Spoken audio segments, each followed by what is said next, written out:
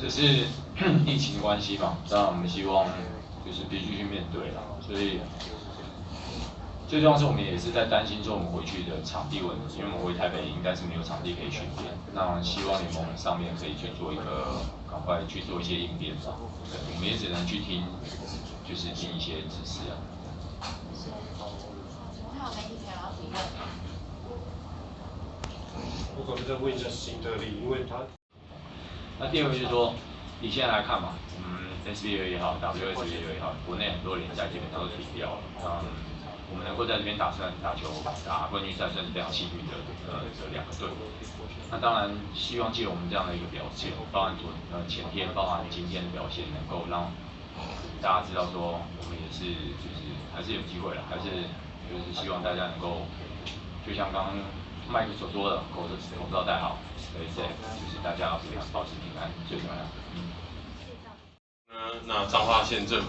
也发出了一个公告，也是在明天呢，它可能启动的机制呢，也是比较升级的。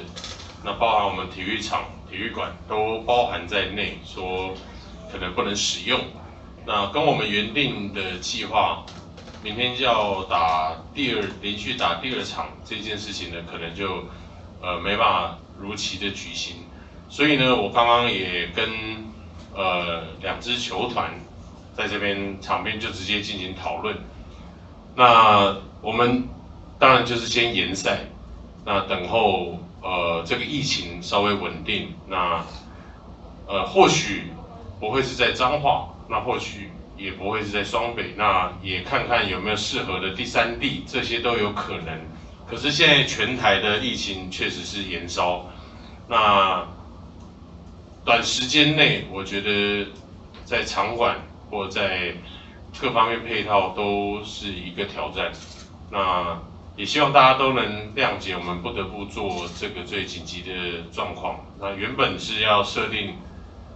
2连战，那再次强调是刚刚我们在比赛的中间就已经知道这个消息，所以呢，我们就明天的比赛就先延赛这样。你有话想说却苦无发声的管道吗？你对事情有不同的见解却无人倾诉吗？年轻学子们站出来说出你们的想法，让我们听听年轻人的心声。闹变风向，强力征求学生辨识，只要你敢说，我们就敢要。赶紧拍摄影片，然后发送到我们以下的信箱，就会有专人跟你联系。还有，别忘了订阅我们闹变风向的 YT 频道，按赞，开启小铃铛，就不会错过我们精彩的辩论哦。各位朋友，闹变风向，敢嘴就来辩。